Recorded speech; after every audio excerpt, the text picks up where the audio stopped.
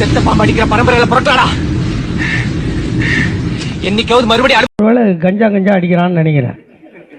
இல்ல நிறைய பலூன் ஊதுவான் போகுது. அப்படித்தாங்க இருக்கிறான் ஆளு.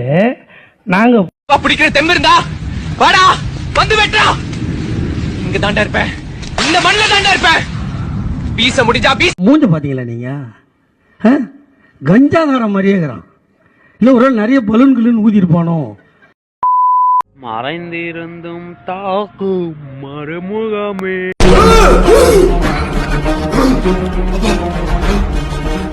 ஓ என்ன பிரான்ஸ், என்ன பண்றீங்க பிரான்ஸ்? போதும்மா, அப்படியே ஒரே ஒரு தடவை ஊழ விடு. பத்திக்குமா?